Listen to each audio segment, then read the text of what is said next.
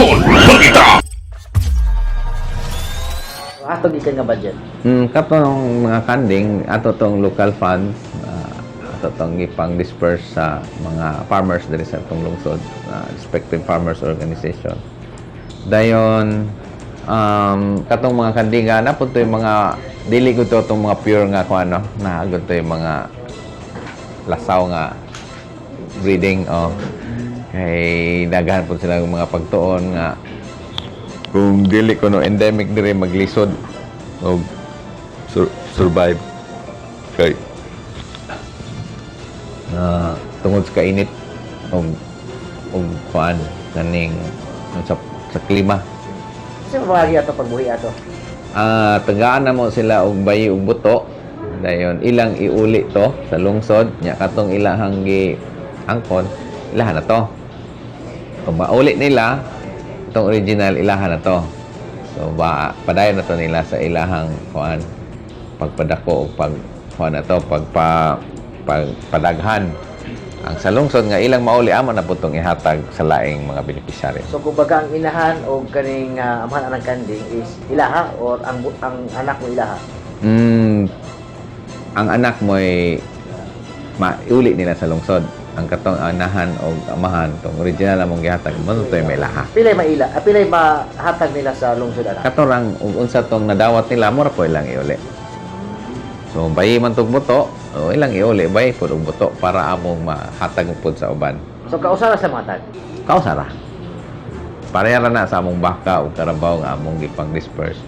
Muuli sila og karabaw nga bayi man gud among gipangayo sa tong mga karabaw.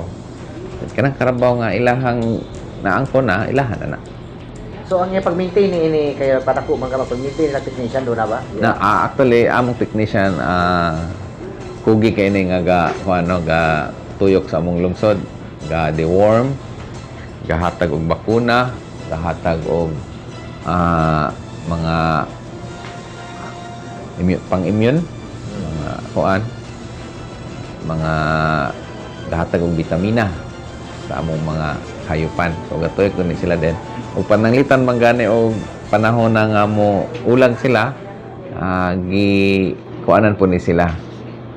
Gi tagaag sibilya.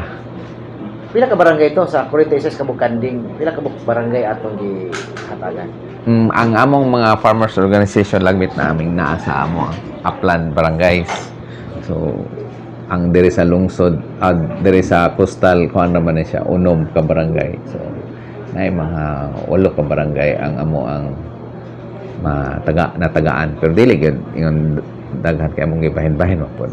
Ako ba gikatabang yun ang kanang pagpamuhi og Actually, ako ba nakikatawag yun nila sa ilang pamilya?